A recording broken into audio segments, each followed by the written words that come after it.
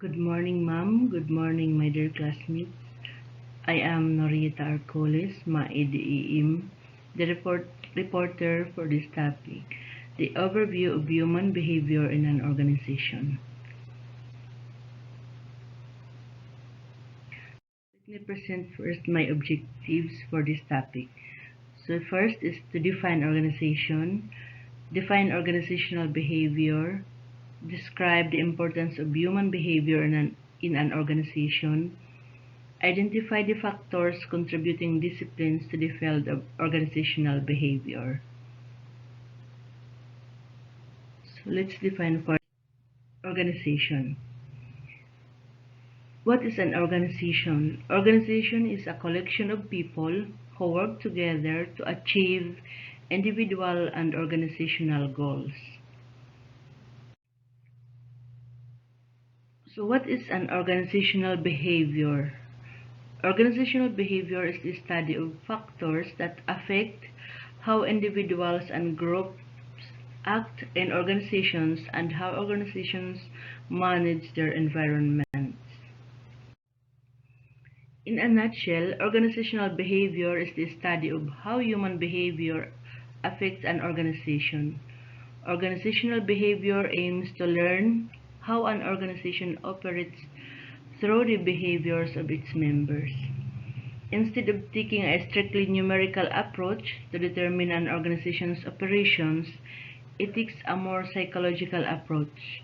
By understanding people, you can better understand organization.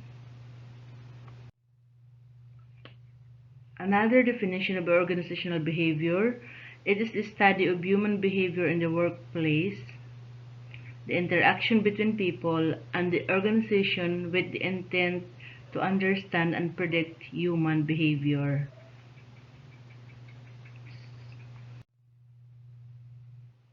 Organizational behavior research draws on multiple disciplines including psychology, sociology, anthropology, but predominantly examine workers within actual organizational settings, rather than in experimental or quasi-experimental settings. Organizational behavior researchers are primarily concerned with measuring the presence of employee motivation, job alienation, organizational commitment, or similar work-related variables in order to understand how these attributes explain employee work behaviors and how they are affected by other variables such as working conditions, company policies, human resource programs, or pay plans. So, ito yung mga variables na nagiging mga variables in a workplace wherein it can affect the behavior of an employee. Individuals regularly behave in various ways at work, and these behaviors are described in various ways. Someone putting forth a great deal of effort might be described as motivated. Yung tao na binibigay yung kanyang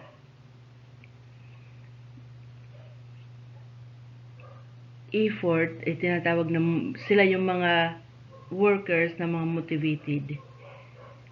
A person who approaches his or her job in a resigned fashion, putting forth only the minimum effort required, might be described as alienated. Yung hindi masyadong nag-effort. An employee who is this late to help a customer might be described as committed, mga committed workers. In each case, there are alternative possible explanations for the observed behaviors. So, ito mga explanations, yung ibang mga topic dito, it will be discussed ng ibang reporters. Example, if I want to understand my boss personality, I would be examining the individual level of analysis. If we want to know about how my manager's personality affects my team, I am examining things at the team level. But if I want to understand how my organization's culture affects my boss' behavior, I would be interested in the organizational level of analysis. The major contributing disciplines to the field of organizational behavior is number one is the psychology. In a psychology, it is how individuals behave in response to a stimulus. In number two, the sociology it is how individuals relate to groups and to each other. Pakipag-social. Social psychology, how individuals and organizations perceive conflict, threats, and undergo stress. So, social psychology. Anthropology, it is understanding customs, traditions, and social mores of people since the organizations is a microcosm of the larger society. So anthropology, this is the behavior, yung behavior mo is according to your traditions, mga social, moral, or yung mga beliefs. Political science, it is understanding power, authority, and corporate politics. And lastly is the economics. Economics, it is appreciating monetary, wage and bonus, and non-monetary yung mga incentives, examples, the housing, schooling, and medical care, to employees so that they are motivated to produce more efficiently and effectively. So these are the factors that can affect the behavior of an employee. So the importance of OB, or organizational behavior. OB provides a roadmap to our lives and organization. OB uses scientific research to understand and make organization life, as it helps to predict what people will do under various conditions. It helps to influence organizational events to understand and predict the events.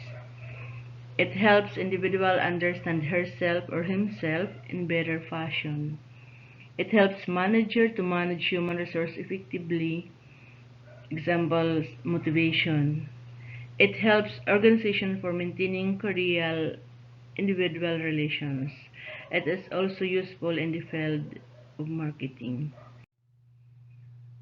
So in conclusion, organizational behavior is intended to explain behavior and make behavioral predictions based on observation. If you can understand behaviors, you can better understand how an organization works. In addition, organizational behavior studies how an organization can affect behavior. So if you think about it, behavior affects an organization and an organization affects behavior. Let that sink in for a second. It's all connected. They each affect the other. So, creating a never-ending loop between the two. Therefore, in order to have a healthy and successful organization, it is extremely important to understand the ins and outs of organizational behavior. That's all. Thank you.